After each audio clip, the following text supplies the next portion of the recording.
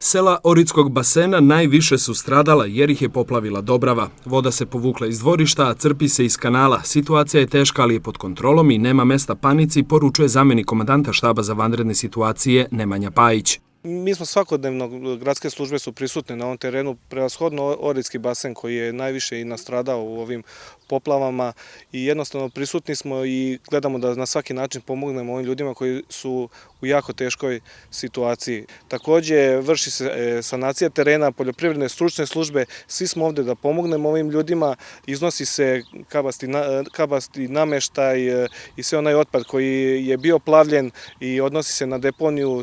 Prisutni smo ovdje svakodnevno kako bi ublažili ove, da kažemo, tegobe i zajedno s njima da prođemo ovaj period i jako će se teško sve to vratiti u normalu, ali moramo biti tu da jednostavno ne širi se panika. Mislim da je juče malo prenaglašeno u vestima bila situacija u ovom području, ali možemo reći da je situacija stabilna, da je pod kontrolom, da je pratimo i jednostavno naše prisustvo ovdje mora da umiri naše sugrađane.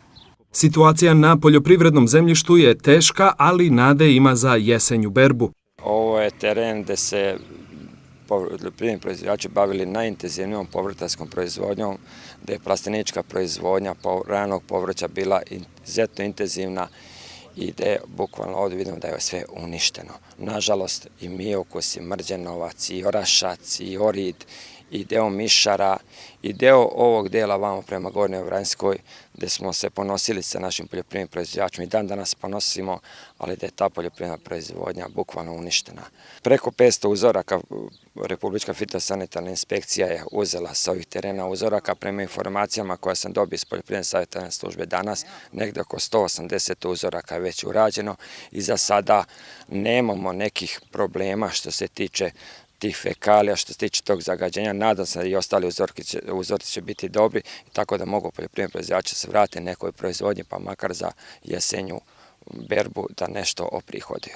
U Vraštanovića Mali u Miokusu, koja je najviše stradala, radi se na sanaciji terena. Meštani izbacuju poplavljen nameštaj, ispumpava se voda iz kanala. Ekipe Šabačkog Crvenog krsta svakodnevno su u kontaktu sa predsjednicima mesnih zajednica i snabdevanje osnovnim životnim potrepštinama je redovno.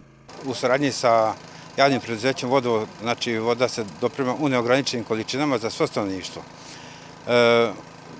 Sada gledamo situaciju da li možemo pomoći u nekim drugim sferama. Prvenstveno vidimo da je ljudima uništen namještaj, uništena je posteljina, ćebat. U dogledno vreme mislim da ćemo sagledati njihove potrebe pa da pomognemo i tu sve što bude moglo.